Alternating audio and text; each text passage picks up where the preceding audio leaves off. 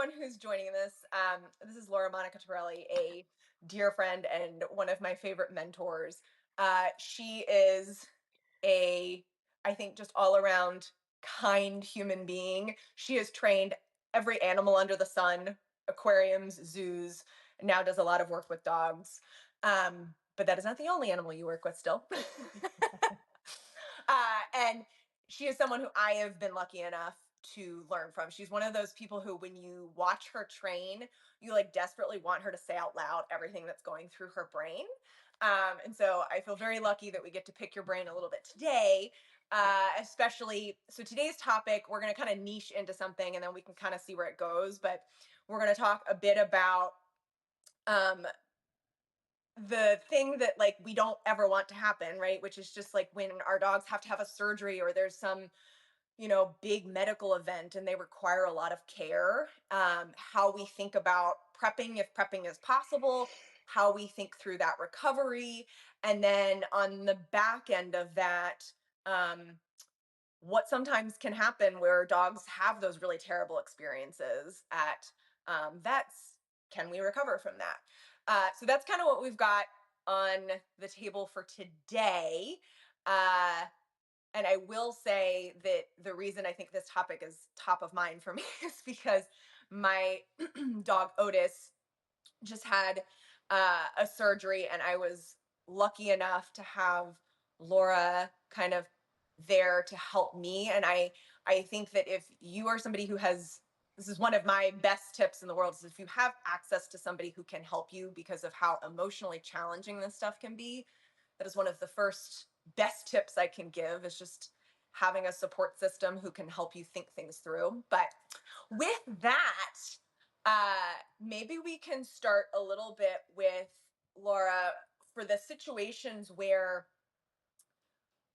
we do have advance notice, right? It's not some emergent thing that happens, right? But we know that there is some big medical procedure that's going to occur, let's say a surgery. What comes to mind for you in terms of the types of questions that you start wanting to go through in order to prepare both the human, whether it's yourself or someone you're working with, and the dog? Excellent question. And thank you for referring back to your and Otis's journey, with him having the lipoma removed a month ago now. He's Yeah, about. Yep. a month into it. And you did have some um, advanced preparation time as well. I also want to thank you not only for the kind introduction, but also for mentioning some really important words about community and collaboration and having folks that we can reach out to at times where we might feel us as Yep. the handler, as the family members caring for our animal family members, we kind of feel in the weeds. We can't see clearly It's through the so hard. plan. Yeah, I mean, they're in our heart. And Yep. so a couple considerations to keep in mind are, and you mentioned something really important, is when we know what's on deck versus an emergency, we're rushing them in. So let's start with what we know is on deck. And so a couple things that I'll coach my clients through, and some things that you and I chatted a bit about, was uh, this might seem a little bit like, oh, I didn't think about that, or it might not be relevant. But for my own dogs and cats over the years, if our vet schedules a procedure, like Santino had a deep tissue biopsy for his lipoma Mhm. years ago, um, or our cats are going to go under for a dental, when our vet team is going to schedule it with me, I ask them, can I schedule it on a day where you're not closed the following day? Can I schedule the procedure earlier in the day so while they're in recovery? Or I know 3 p.m. is the typical pickup time, based on a lot of variables, but I want to know that once I get my dog or cat back in my hands and back in our home, that if the stuff hits the fan and they need, emergency care, are you is my regular wellness vet team in office the very next day versus it's a Friday procedure. The vet clinic is closed on Saturday, Sunday, and now I'm rushing my animal Yep. into the emergency room, and they might not know my dog or cat as well. So Right. that's one big tip for my client teams is when you're going to schedule a big procedure, ask your vet if you can schedule it knowing that they're available and in office the very next day. This is why, like, it's stuff like this that I'm always, what, like, why did my brain not think of it? You know what? For me, it's just come from experience with my own animals as well as with my client teams. And Yep. let's like right now, we're coming up against a holiday weekend here in the States. So we're coming Yep. up with celebrating and honoring Memorial Day weekend, so celebrating those that have served and are serving within the armed forces and within the military. So we're coming into where vet offices might not be open on Yep. that Monday. Yep. So that's one big tip. Two is ask the vet if it's called PVPs, but pre-veterinary pharmaceuticals are an option. So if a dog or cat, let's say, is already on medication management for whatever reason, so Mhm. I'm going to think about our sweet Vito, one of our Ridgebacks. He was epileptic. But when he would go under for a procedure, I would make sure that our neurologist and our regular vet team would talk about he still needs his seizure meds before he's going to go under anesthesia. And under those conditions, he can only get the seizure meds with food. And I know you want him fasted, but he can't because he just doesn't take X Yep. amount of seizure meds without food. And so planning ahead of time, either if the dog is on medication for whatever conditions and they're about to go under anesthesia, get clearance through all the vets. If there's a board certified veterinarian, whether it's a dermatologist and a cardiologist, a Mhm. neurologist, they're communicating with our vet team that is going to be taking point on our dog being under anesthesia. Right. What does that medication plan look like? And can we give food? And everyone is aware. Two, you and I collaborate with amazing board certified veterinary Mhm. behaviorists. And if if medication is going to be suggested, this is a great tip by my friend and colleague, Dr. Kelly Ballantyne, who's a Mhm. veterinary behaviorist, is trial the meds first without any procedure on deck while your dog is in the most comfortable environment at home to get the baseline of how the dog responds to any pre-veterinary visit medication. So we get the baseline and we're not trying to parse out variables of, well, my dog was so stressed at the vet visit, but was this the first time that they were Right. given the meds? So Dr. Ballantyne's, recommends that as well. So that's tip number two is discuss medication management. Should it be dosed? How it should be dosed and go from there.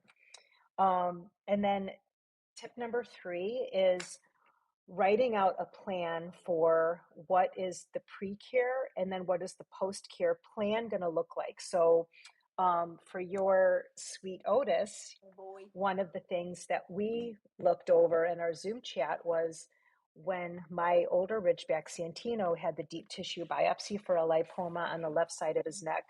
I asked the vet, what is post-surgery care going to look like about 3 weeks before the procedure? Which that Two, is a question you should ask. yeah, yeah, it was about 2 or 3 weeks. This was in 2018. This was a while ago. So, our veterinarian had said, well, there's going to be post icing and some heat application around the area, but he's also going to have sutures that are dissolvable. So I also asked, are you planning on sutures that you have to remove, or are they dissolvable? Because the pathologist at University of Illinois Veterinary School wanted the deep tissue biopsy to rule out a sarcoma. Right. And so that was tip number three. So in the video you saw, I was helping prepare Santino with lukewarm water in a large Mhm. Ziploc bag. Mhm. And we were working on approximations of on his like belly, nowhere near where the surgery site was on his neck. I was working on approximations of, slowly moving like the Ziploc bag with lukewarm water was on a towel in between his fur and the Ziploc bag, and then slowly approximating up towards his neck and all of that too. So, it's such a great meaty question with a great punch list. And for any of your guests that are joining us today, Christy, is having a friend, a colleague, if you are looking to collaborate with a certified trainer that can also help for bullet pointing these questions. And some of the things that I'll also share with my client teams are, with your permission, and if your vet's okay with it, I'm happy to help you draft up a concise email of, pre-surgery questions, and then what do you anticipate post-care surgery looking like? The other thing that I learned from my vet with Santino was, as the surgery site is healing, the histamines might Yep. release and cause his area to be itchy. So be prepared where he might be more sensitive. And then I also showed you photos of some of the razor burn that Santino Yep. had when they Yep. were, when they prepared the surgery site. So our vet gave us some wonderful post care treatment to keep that area from hopefully not being too itchy as well. Yep. So you just gave so many incredibly helpful tidbits. I want to call out a couple things if that's okay with you, because I think just to I like want to hear what almost you have to say. Yeah. I want to like re-emphasize them and share a little bit about like why I found some of these things so helpful. I mean, Laura to me is one of has been one of my great teachers about calling providers ahead of time and asking exactly what will happen.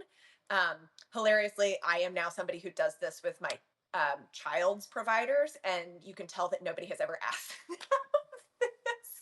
They're like, "What do you?" I'm like, "No, I would like to know exactly what you will do in the dental chair with my Yeah. son." They're like, "What do you mean? He's going to get a cleaning?" I'm like, "What does the cleaning look like?" Yeah. Yeah. Yeah. um, but yes, so I want to emphasize that calling ahead or writing ahead and figuring out exactly the type of care that's going to be asked of you for your dog.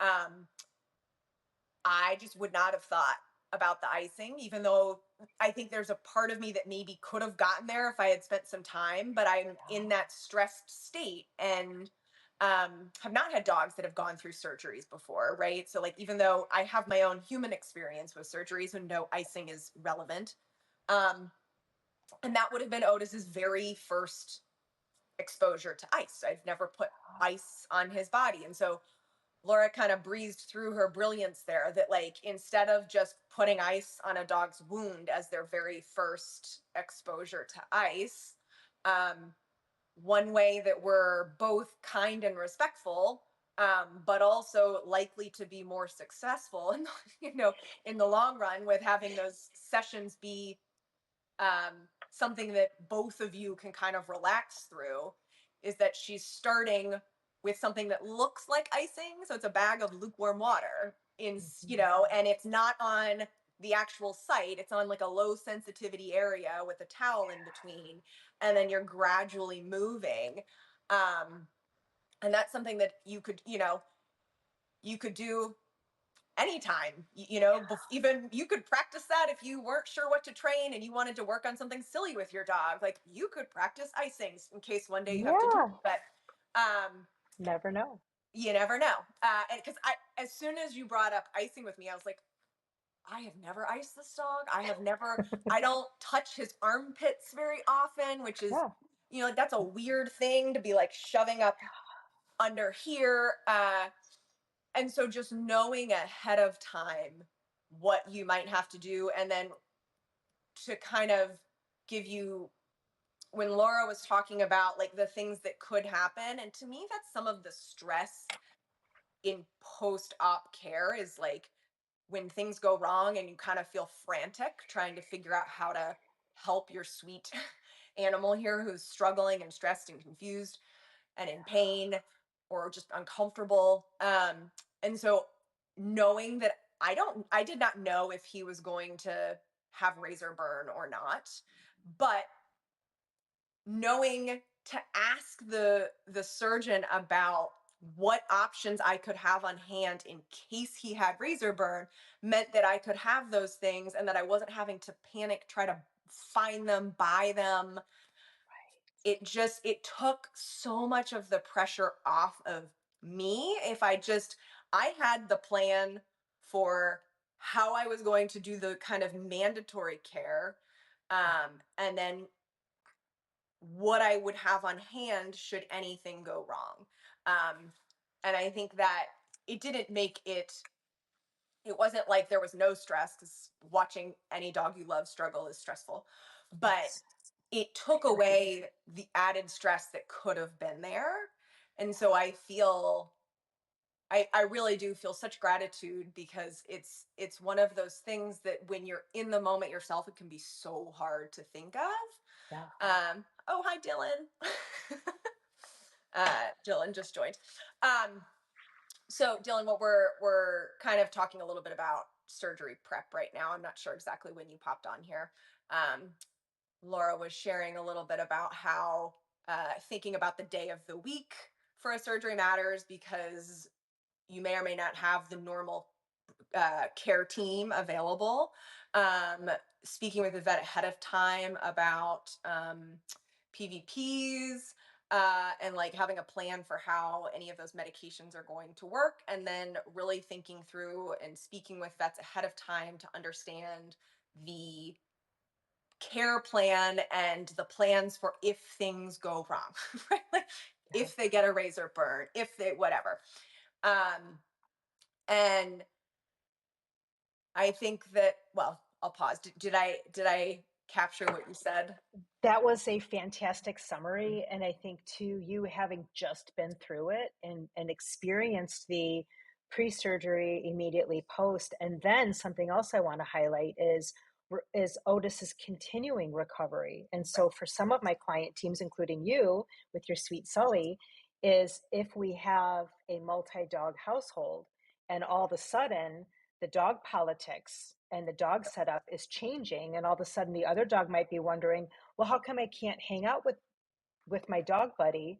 And we're looking at the healing journey. And this is where, too, I also want to highlight where some of my client teams will say, well, I don't want my veterinary team to think I'm questioning their expertise and all the great work that they do by asking all these questions. that's fine. And what I like to circle back is saying, and the way that you just worded it is wonderful. And you could say to them, thank you so much for providing the excellent care for my dog or cat. I really appreciate, all of the expertise and the wonderful attention to detail that you provide, not just my dog or cat, but for me. Right. I have some additional questions. Do you have time to answer them briefly on an email or in person? Mm. And just staging it that way, like, I respect your role, I Right. respect all of your certification, education. I have a few more questions that really is kind of to kind of dial me down a bit with my own anxiety.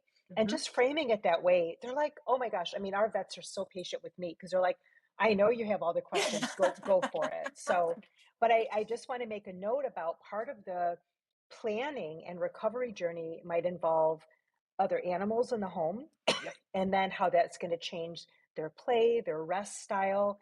And then Yep. you also did a great job. You and I were reviewing Santino's plan as well, but making sure that Santino, who was a big Ridgeback, while he was recovering, is making sure his environment had non-slip area rugs. He didn't have to work hard to get up on a dog bed, or he didn't have to Yep. jump far to get back on the Yep. ground.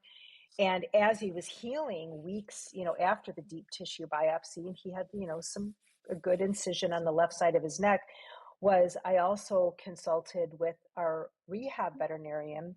And so just making sure that I wasn't setting equipment, harnesses, leashes anywhere near the surgery site that could exacerbate or inflame the area, not doing a lot of tricks or quick movements where, he's like, oh, I really want the food, but it's Right. compromising the healing below the surface of the Right. skin as well. What do you think with your Otis? What did you notice? So I was thinking a lot of the same things. So I knew that well, there's so many things that you touched on that I think I can share pieces of how this impacted us in our journey that well, we're still going through it, but um we what we did when we were thinking about Otis is about 85 pounds. He's a very large dog. He typically at night sleeps on our guest room bed, which was elevated.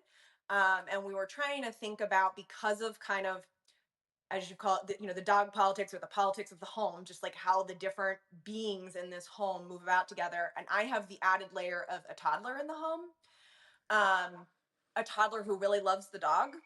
Now, granted, they have grown up together in a way that, you know, my son does not harass my dog, but it's still, my dog is used to like interacting. You know, Otis is used to, if Ford has a snack, if he walks over to Ford, just simple things like that. And because his surgery site was under his armpit, the vet really wanted him to move as little as possible because any walking, like just slowed the surgery down here. He had a drain in and was really draining a lot of liquid for a while. Wow.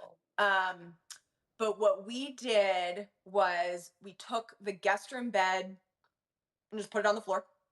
Love So we it. dropped it. So we said, you can still sleep in your normal spot. Love that. We're just going to make it available for you.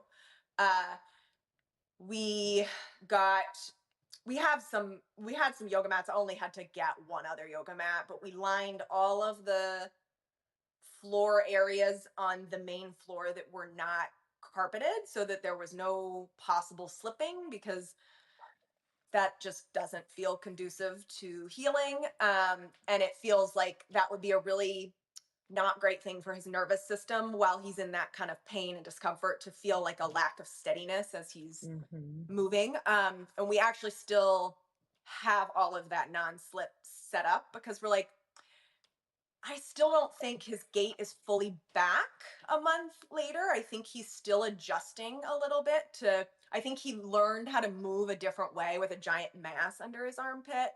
Um, and so I'm trying to respect that recovery doesn't happen like this just because he got Right. the stitches out. So Right. he's still kind of recovering. And then what else did we do? We got a uh we used to have one, but it broke in our move, so we got a different type of baby gate that could be moved to the hall or doorways. So in case we needed to keep Otis in a room or keep my son Ford away from Otis, but we didn't want him to be like closed behind a door all the time. No, no, It just yep. doesn't, in many instances I found that he actually wanted to be a part of life. Like he even though I think separate from surgery, he's actually a dog who is very thrilled to go into a back bedroom and go sleep.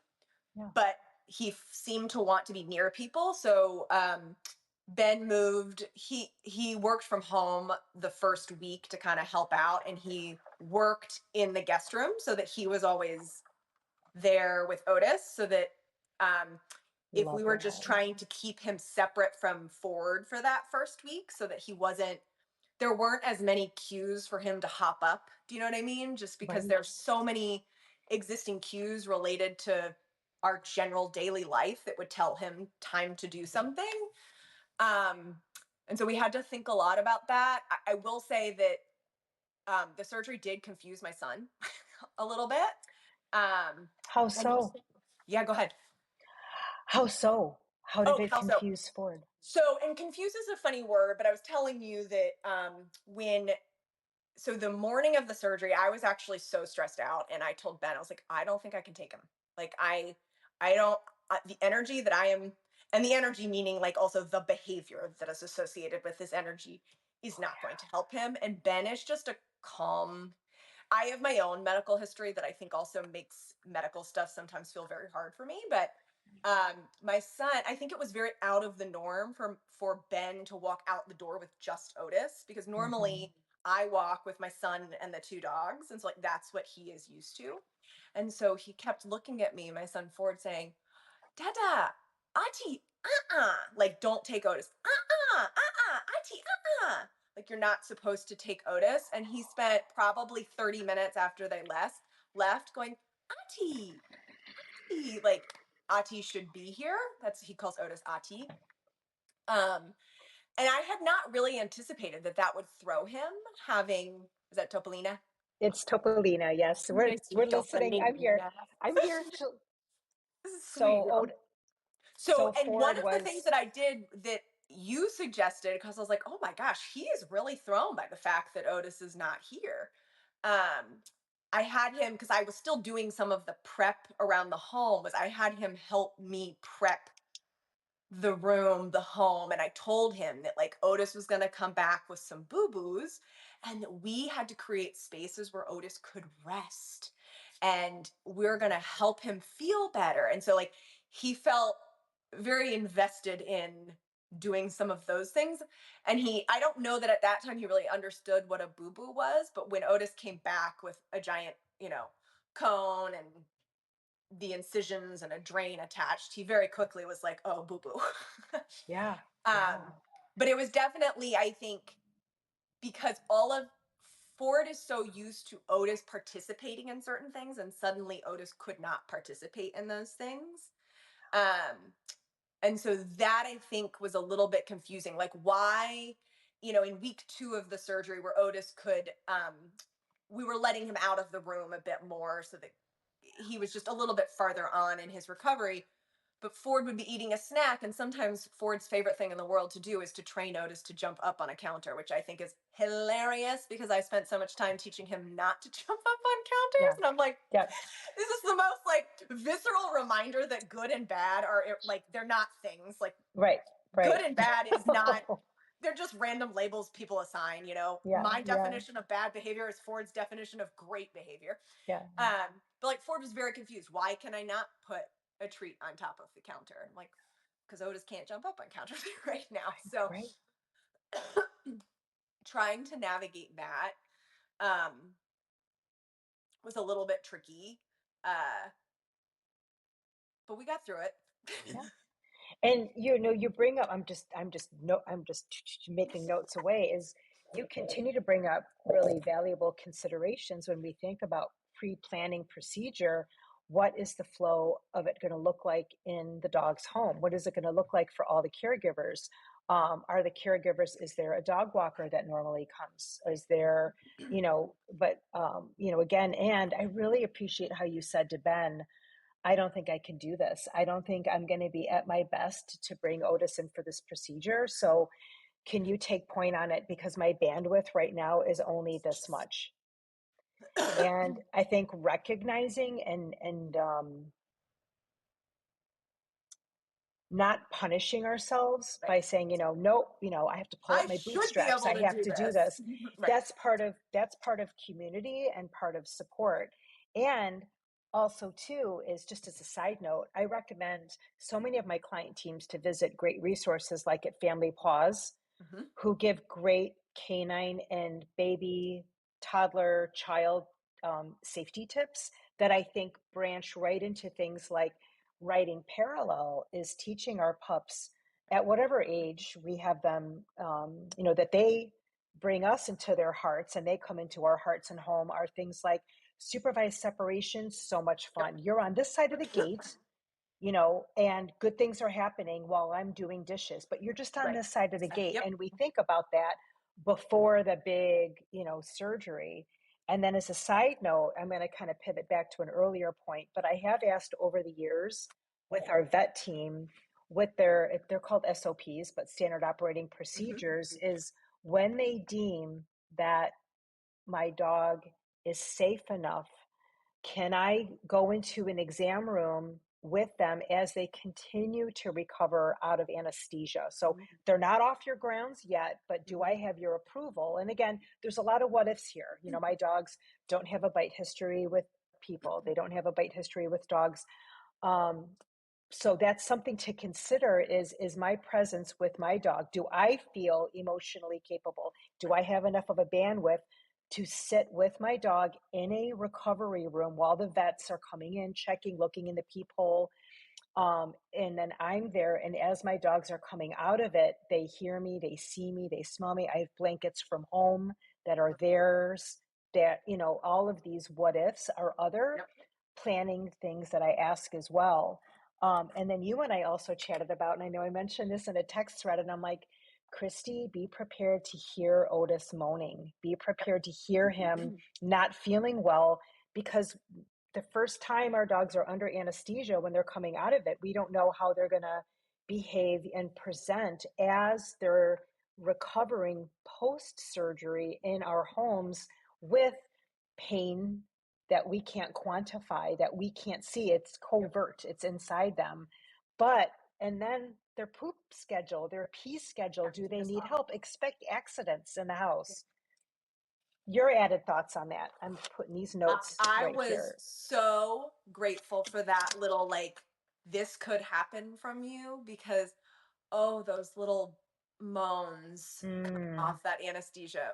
I was like, "Oh god. yeah, yeah. Oh, What's this wrong? is What's going." wrong? Yeah. Yeah. I mean, I will say that I think if it's possible schedule wise to just block off that day, that first day to kind of be there with them to so that you are that presence and that for me, there was a lot of just trying to get my bearings in the new flow of this recovery kind of day, what my day looks like. And I with any new set of behaviors, like it's a little bumpy at first, right? Yeah. I felt really glad that I'd kind of set myself up so that that day could kind of be a day for Otis. Like I had someone there who was taking care of Ford so that I did not have to, I wasn't split. And one of the things that I did find a little bit helpful because I felt a little bit overwhelmed by the sheer magnitude of kind of just the schedule of medications, the schedule of icing, the schedule of emptying the drains, trying for the vet if possible to note how much empty how much liquid we drained out from each emptying of it. The Wow. was were the pee and the poops normal? And I wound up originally I thought I was going to do this all on my phone. So I created basically a data entry sheet for myself. So like, there's no way that I'm going to do this. I wound up actually printing out, I made like a giant table with check boxes, printed it out on the wall so that if Ben So did good. something or if I did something, we could check it off. And then I put reminders on my phone so that they would go off at a certain time to give medicine. So I like took the thinking out of it, which was like a giant relief. I stayed up Brilliant. late that first night just making this because I was like, I don't know how I could possibly do this without Right. some organized way. But That's it's a lot. brilliant. I think, yeah, That's a brilliant. um, knowing that we can't. I will say one of the things that did initially give me a little bit of stress too was that a lot of the medication things say as needed.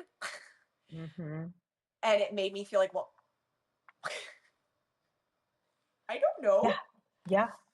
Um, Which which segues to some other tips that I have okay, side let's hear noted it. too, is that um, asking the vet team, or if it's the surgeon, whomever is working with our dogs with their surgery and their post recovery planning, is to ask them, with this type of procedure that you did with Otis and that size of a mass that was removed,